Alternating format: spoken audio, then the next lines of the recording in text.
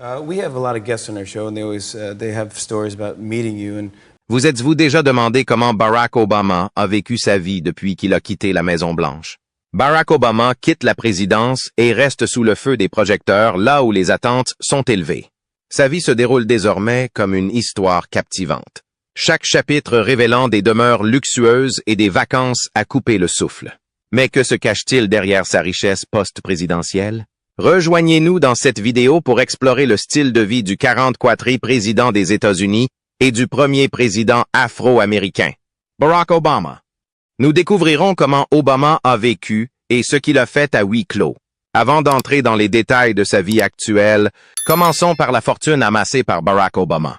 Découvrez comment il a bâti son empire financier et maintenu son style de vie somptueux après avoir quitté la présidence. On pourrait penser que la richesse d'Obama n'a commencé à affluer qu'après qu'il soit devenu président. Mais ce n'est pas tout à fait le cas. Pour vraiment comprendre comment il a connu sa réussite financière, il faut remonter au début des années 2000. En 2004, bien avant son voyage à la Maison-Blanche, Obama gagnait un modeste salaire de 287 $ en tant que membre du Sénat de l'Illinois. Il était déterminé à servir ses électeurs et à bâtir sa carrière politique pendant cette période. Mais ses revenus ne provenaient pas uniquement de la politique. Obama a également travaillé comme chargé de cours à la faculté de droit de l'Université de Chicago, gagnant 244 $ supplémentaires en enseignant aux futurs avocats. En plus de ses salaires, Obama était également intelligent avec ses finances. Il a fait des investissements intelligents, notamment en détenant des actifs tels que le Vanguard Wellington Fund, d'une valeur totale comprise entre 100 € et 200 $. Cette combinaison de services publics, d'éducation et d'investissements judicieux a jeté les bases de sa réussite financière bien avant sa présidence.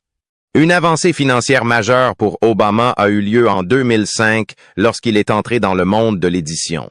Cette année-là a marqué un changement majeur dans sa trajectoire financière avec un contrat lucratif de plusieurs livres avec Random House. Cet accord comprenait une avance importante de 19 millions de $ pour son livre, The Audacity of Hope, ce qui a considérablement amélioré sa situation financière. Lorsque le livre est sorti, il a eu un énorme impact. Il est rapidement devenu un best-seller et s'est assuré une place sur la liste du New York Times pendant 30 semaines consécutives. Son succès s'est encore renforcé lorsque la version audiobook a remporté le Grammy Award 2008 du meilleur album de créations orales, prouvant que l'investissement de Random House dans l'œuvre littéraire d'Obama en valait la peine. Mais le succès éditorial d'Obama ne s'est pas arrêté là. En 2005, il a également gagné plus de 847 $ grâce à un autre contrat de livre pour ses mémoires précédentes, Dreams from My Father, ses mémoires, qui offraient un aperçu personnel de ses débuts et de sa famille, ont continué à générer des revenus au-delà des progrès initiaux. Le monde de l'édition n'est pas seulement une question de grands progrès. Il s'agit également de redevances continues. Rien qu'en 2005, Obama a gagné 378 $ en redevances sur ses livres.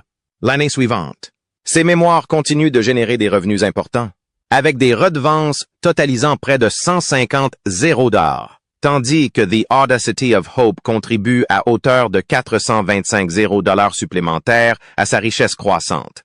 En 2007, le succès financier d'Obama grâce à ses écrits avait atteint près de 33 millions de $ en redevances sur les livres. Il a réalisé des investissements stratégiques pour accroître davantage sa richesse. Cette année-là, il a investi dans des bons du Trésor américain, un investissement sûr valant entre 500 € et 1 million de $. Il a également mis en place des plans d'épargne pour ses filles, d'une valeur comprise entre 50 € et 100 $ chacune, démontrant ainsi son engagement à assurer leur avenir. Au moment où il a accédé à la présidence en 2008, ses avoirs dans le Trésor américain avaient considérablement augmenté, allant de 11 millions de $ à 51 millions de $. Et ses réalisations financières ne se sont pas arrêtées à sa candidature à la présidentielle. Dès son entrée en fonction, Obama a reçu le prix Nobel de la paix d'une valeur de 14 millions de $, ajoutant une somme notable à son portefeuille financier déjà impressionnant. Après avoir reçu le prix Nobel de la paix, Barack Obama a fait un choix remarquable en faisant don de la totalité du prix de 14 millions de dollars à diverses œuvres caritatives. Cependant, son parcours financier ne s'est pas arrêté là.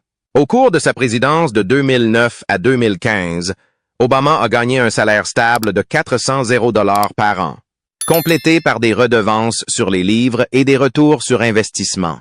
Après sa présidence, la situation financière d'Obama est restée florissante.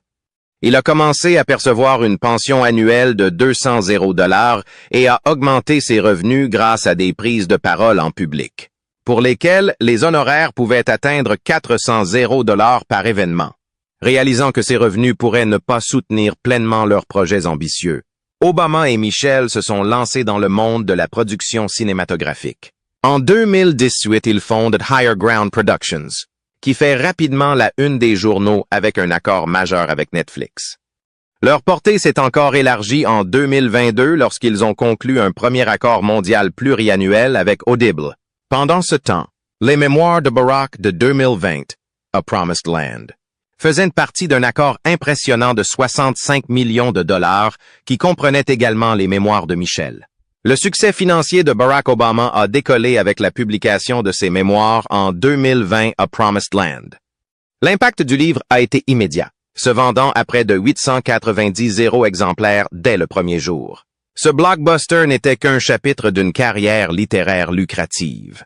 En combinant les revenus de ses livres à succès comme The Audacity of Hope et Of Thee I Sing avec les revenus importants de ses précédents mémoires, Dreams from My Father, les revenus des livres d'Obama ont totalisé un impressionnant 88 millions de dollars. Ces mémoires, à elles seules, ont ajouté 68 millions de dollars supplémentaires à son portefeuille financier. De plus, son salaire de 37 millions de dollars depuis son mandat porte son total de 2009 à 56 millions de dollars. En 2015, cependant, ses revenus étaient tombés à 450 $, en grande partie à cause d'une réduction des redevances sur les livres. Malgré ces fluctuations, les diverses entreprises et investissements d'Obama ont collectivement contribué à une valeur nette stupéfiante de 70 millions de dollars. La vie après la présidence. Explorons maintenant comment les Obama gèrent leurs richesses et les choix somptueux qu'ils ont faits. Après des années de location, le couple a décidé qu'il était temps de procéder à une rénovation majeure, et ils ont acheté un extraordinaire manoir de 800 pieds carrés à Washington, D.C., au prix de 81 millions de dollars. Doté de 9 chambres et de 8 salles de bains et demi, cet impressionnant domaine offre à la fois grandeur et confort. Lorsqu'ils ont acheté la propriété, c'était déjà l'une des maisons les plus chères de la région. La maison de campagne allie harmonieusement charme historique et luxe moderne. In entrant, vous êtes accueilli par un hall chaleureux menant à un grand salon avec une agréable cheminée. Le salon, orné de baies vitrées, offre de belles vues sur la cour soigneusement aménagée. Le domaine comprend non pas une, mais 2 cuisines gastronomiques. La cuisine principale est le rêve d'un chef, équipée d'appareils électroménagers haut de gamme en acier inoxydable et de magnifiques comptoirs en marbre. La suite principale c'est la quintessence du luxe, offrant suffisamment d'espace pour un lit king size et une retraite tranquille conçue pour la détente et le confort. Parmi les 8 autres chambres joliment décorées de leur manoir de Washington, D.C., 2 ont été soigneusement conçues pour leurs filles, Sasha et Malia. La maison dispose également d'une variété d'équipements de luxe supplémentaires, notamment une salle d'eau élégante, un dressing spacieux, une salle d'exercice dédiée et un grand dressing. Pour les amateurs de vin, il y a une cave à vin bien aménagée. Les jardins magnifiquement aménagés contribuent à l'atmosphère sereine et privée du domaine. Mais les activités immobilières des Obama ne s'arrêtent pas là. Ils ont également élargi leur portefeuille immobilier avec un autre achat notable, un magnifique domaine sur Martha's Vineyard. Cet endroit a longtemps été un lieu de retraite privilégié pour la famille Obama, offrant une évasion paisible des exigences de la vie publique, même pendant leurs années à la Maison-Blanche. Leur maison d'escapade allie harmonieusement confort et style, avec 7 chambres somptueuses et 85 salles de bain. Chaque pièce est agrémentée de charmantes cheminées en pierre, ajoutant chaleur et caractère à l'ensemble de la maison. La propriété dispose également d'un garage pratique pour 2 voitures et d'un hangar séparé. offrant suffisamment d'espace pour un espace de stockage supplémentaire. Pour la détente et les loisirs, le domaine dispose d'une belle piscine entourée d'arbres luxuriants et bien entretenus, créant un refuge tranquille dans la nature. Le véritable point fort de la propriété est sa connectivité extérieure exceptionnelle. Il offre un accès direct à un étang pittoresque, un hangar à bateau privé où vous pourrez profiter de journées de détente sur l'eau et une zone exclusive en bord de mer. Ces caractéristiques permettent aux Obama de profiter pleinement de la beauté sereine et naturelle de Martha's Vineyard. Pour les moments où la solitude est souhaitée, la propriété dispose d'une terrasse surélevée offrant un point de vue idéal pour profiter de la vue imprenable sur le vignoble. À l'intérieur, la maison a été soigneusement conçue dans un souci de divertissement. La vaste cuisine et la salle à manger, offrant une vue imprenable sur la baie, sont idéales pour organiser des réunions et créer des repas inoubliables. La salle familiale, quant à elle, offre un refuge douillet avec ses détails architecturaux saisissants et son atmosphère chaleureuse. L'un des aspects les plus frappants de la maison est l'espace de vie avec galerie. Cet espace, avec ses fenêtres sur 3 côtés, permet à la lumière naturelle d'inonder l'intérieur, créant une atmosphère lumineuse et aérée, tout en mettant en valeur les paysages à couper le souffle de l'île. Les chambres du Martha's Vineyard Retreat profitent également pleinement de leur environnement pittoresque. Ils offrent une vue panoramique sur la baie, renforçant le lien avec la beauté naturelle extérieure.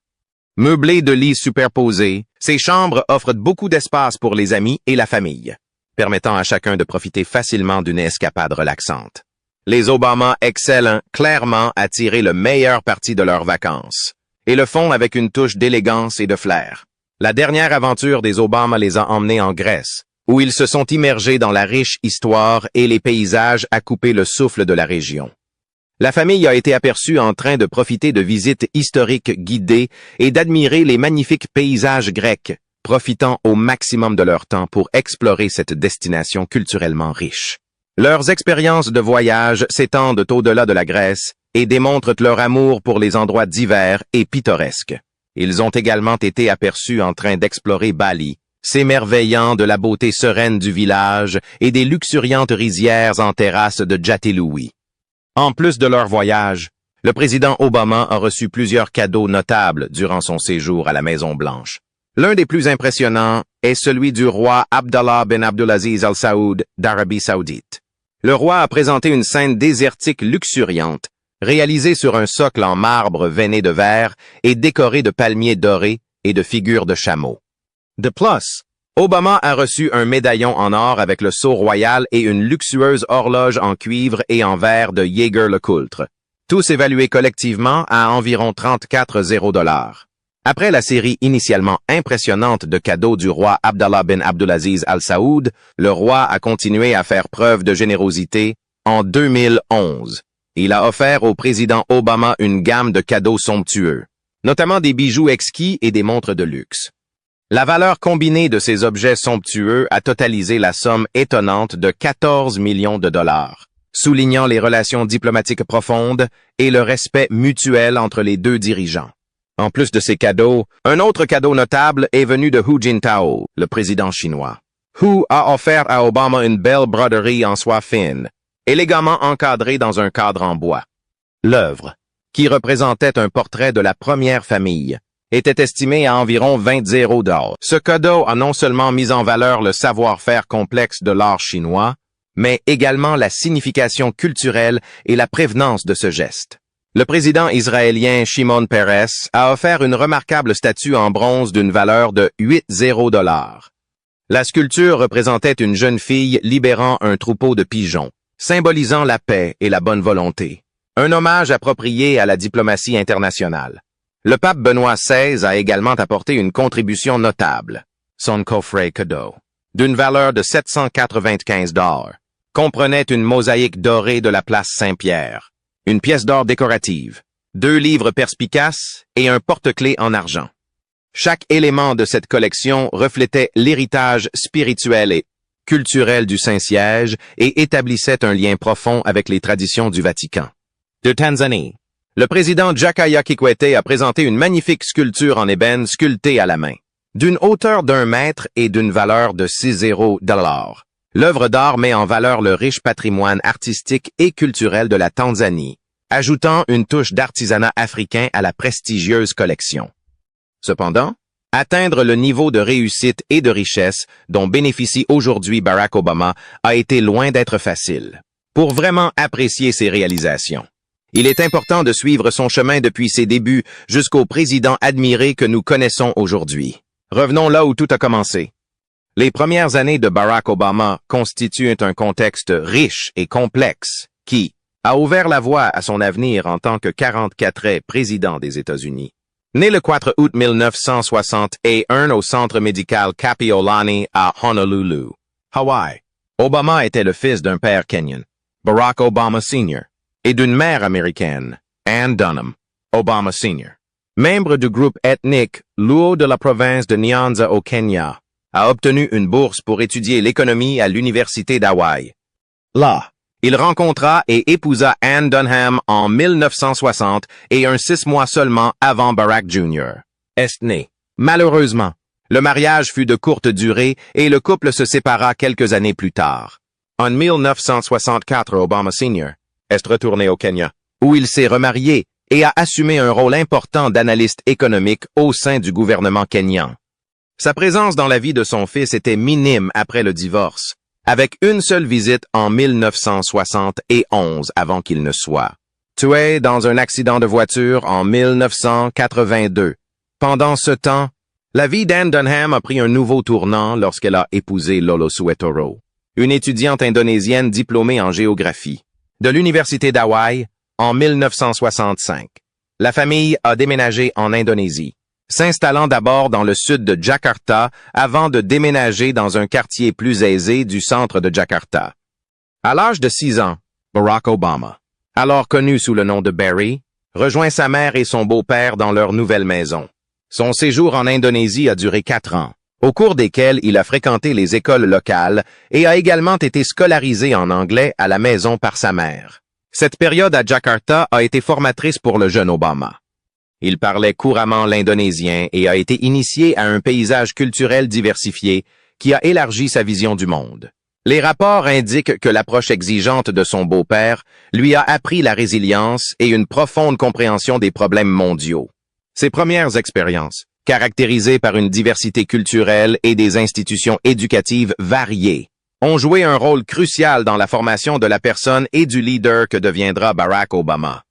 À l'âge de 10 ans, Barack Obama retourne à Hawaï pour vivre avec ses grands-parents, Stanley et Madeline Dunham, et fréquente la prestigieuse école Punahou. Cette décision a marqué une transition importante dans sa vie alors qu'il faisait face au défi de son identité mixte, un thème qu'il a ensuite exploré en profondeur dans ses mémoires de 1995, Dreams from My Father. Son séjour à Punahou a été formateur, lui fournissant une base éducative solide et l'exposant à un environnement diversifié et rigoureux sur le plan académique. De 1972 à 1975, Obama a vécu avec sa mère, Ann Dunham, et sa demi-sœur, Maya Sotoro, tandis qu'Ann poursuivait ses études en anthropologie à l'Université de Hawaï. Le parcours académique d'Ann a culminé avec l'obtention de son doctorat en 1992. Après avoir obtenu son diplôme, elle poursuit ses recherches et son travail professionnel en Indonésie, où elle vit pendant 20 ans. L'influence et le dévouement d'Ann dans son domaine ont eu un impact durable sur Obama et ont façonné sa vision et sa compréhension du monde.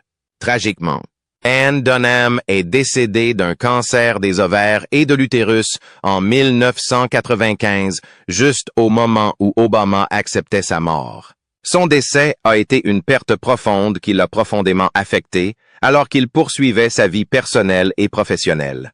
Après avoir obtenu son diplôme de l'école Punahou, Barack Obama a déménagé à Los Angeles en 1979 pour fréquenter l'Occidental College, où il a reçu une bourse complète.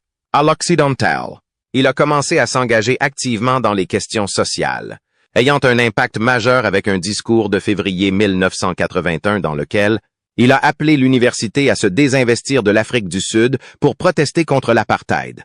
Cette implication précoce dans l'activisme a préparé le terrain pour sa future carrière politique.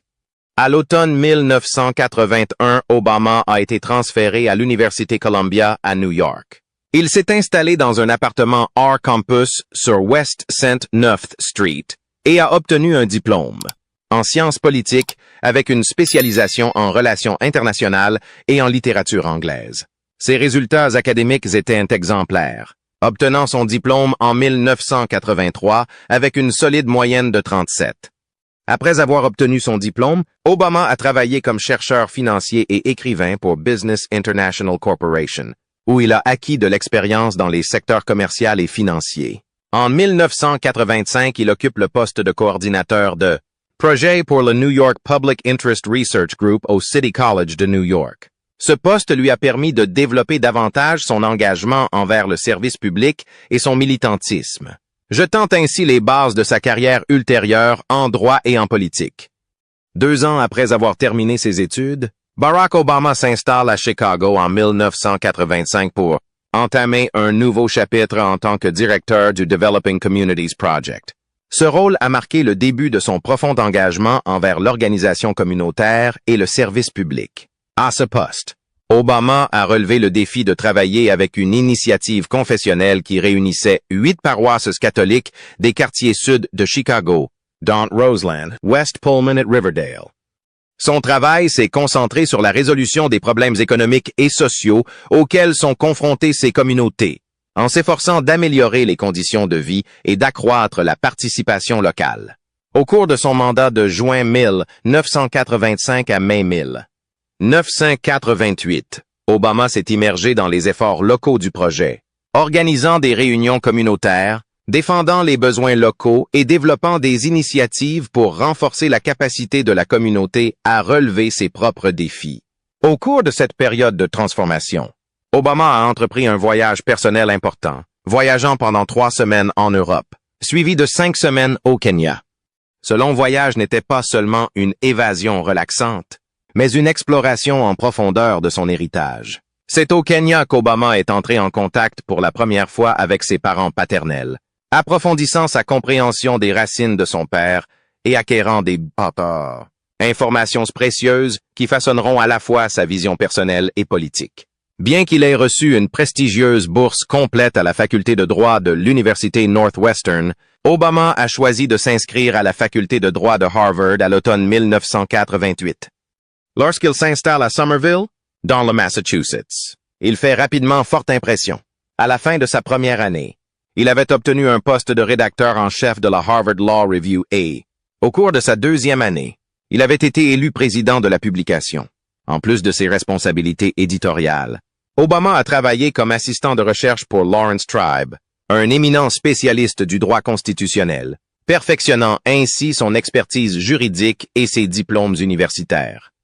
Barack Obama a obtenu son diplôme magna cum laude de la faculté de droit de Harvard en 1991, ce qui constitue une réussite académique importante.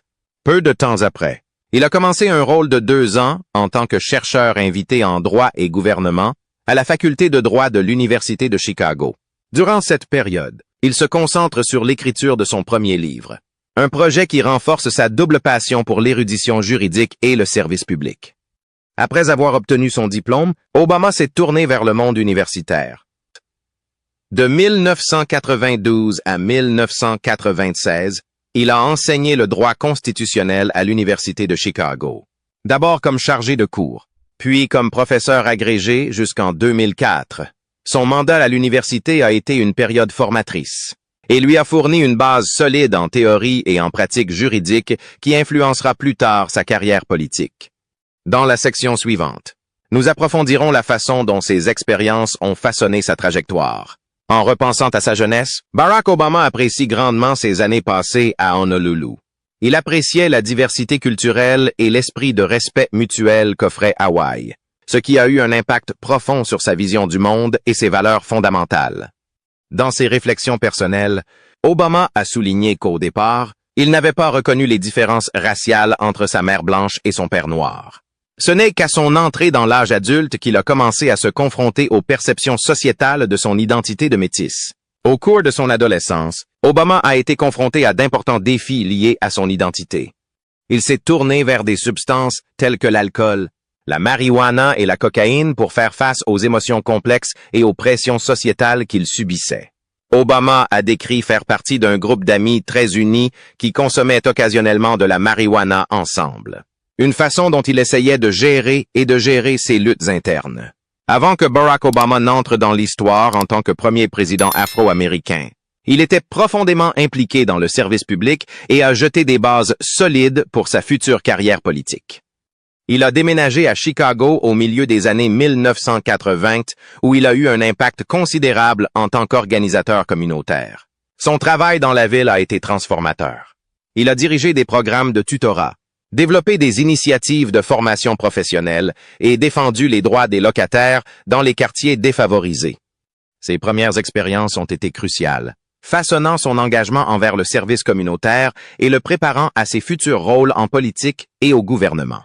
Tout en travaillant comme chargé de cours, puis professeur agrégé à la faculté de droit de l'Université de Chicago, Obama s'est immergé dans le droit constitutionnel et a affiné sa compréhension du paysage juridique et politique. Son mandat universitaire a été marqué par une exploration rigoureuse des principes juridiques, qui ont façonné davantage sa philosophie du service public. En 1992, Obama a étendu son influence en rejoignant le Project Vote, une initiative majeure visant à accroître l'inscription des électeurs dans l'Illinois. Ce projet a non seulement démontré son engagement à accroître la participation démocratique, mais a également marqué une étape importante dans son cheminement vers une participation politique plus large. Sous la direction de Barack Obama, le projet Vote a connu un succès remarquable. L'initiative, qui employait 700 bénévoles et 10 membres du personnel, a réussi à inscrire 150 zéros des 400 zéros électeurs afro-américains éligibles. Cet exploit impressionnant a été largement reconnu et a valu à Obama une place sur la liste 1993 de Crain's Chicago Business des personnes influentes de moins de 40 ans.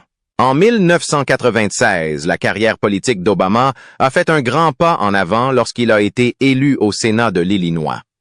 Au cours de ses 8 années à la présidence, il a réalisé des progrès significatifs dans la résolution de questions clés telles que la réforme de l'éthique et l'expansion des soins de santé. Son travail au sein de l'Assemblée législative de l'État a non seulement démontré son engagement à améliorer la politique publique, mais a également établi un solide bilan en politique d'État. Ces réalisations ont constitué une base solide pour son ascension ultérieure sur la scène nationale, ouvrant la voie à son impact futur en tant que leader national. En 2004, Barack a attiré l'attention nationale avec son élection révolutionnaire au Sénat américain. Son discours d'ouverture à la Convention nationale démocrate en juillet de la même année a été un moment charnière, mettant en valeur ses extraordinaires capacités d'expression et son charisme magnétique. Dans ce discours, Obama a habilement intégré ses expériences personnelles dans un récit convaincant qui mettait l'accent sur les similitudes qui unissent les Américains au-delà de diverses divisions politiques, culturelles et géographiques. Son discours a eu un profond écho, non seulement ravivant l'intérêt pour ses mémoires auparavant banales, mais les catapultant également au rang de best-seller. Ce discours marque un tournant majeur, propulsant Obama au premier rang de son parti politique et faisant de lui une figure marquante et influente sur la scène nationale. En 2007, Barack Obama a lancé sa campagne présidentielle, ouvrant la voie à un voyage historique. Après avoir servi 4 ans au Sénat américain, il a démissionné en novembre 2008 pour se consacrer pleinement à sa candidature à la présidentielle. Les primaires ont été extrêmement compétitives, avec une bataille acharnée contre Hillary Clinton. Néanmoins, Obama est sorti vainqueur et a obtenu l'investiture démocrate. En novembre 2008, Barack Obama est entré dans l'histoire en devenant le premier président afro-américain des États-Unis. Une étape qui symbolisait un progrès significatif dans un pays longtemps marqué par la division raciale. Son investiture en janvier 2009 a été accueillie avec une large célébration et de grandes attentes en matière de changements transformateurs. Cependant, la présidence d'Obama a débuté au milieu d'énormes défis, le pays étant confronté à la pire crise économique depuis la Grande Dépression. En réponse, son administration a rapidement introduit l'American Recovery and Reinvestment Act, conçu pour stimuler l'économie et créer des emplois. Durant sa présidence, Obama a réalisé des progrès remarquables dans la réduction du taux de chômage, L'une des réalisations majeures de son premier mandat a été l'adoption de l'Affordable Care Act, communément appelé Obamacare. Cette législation historique visait à élargir l'accès aux soins de santé et à réformer la réglementation en matière d'assurance, suscitant à la fois des éloges et des controverses et alimentant un débat national en cours sur la réforme des soins de santé. Sur la scène internationale, le président Obama était profondément déterminé à mettre fin de manière responsable aux guerres en Irak et en Afghanistan.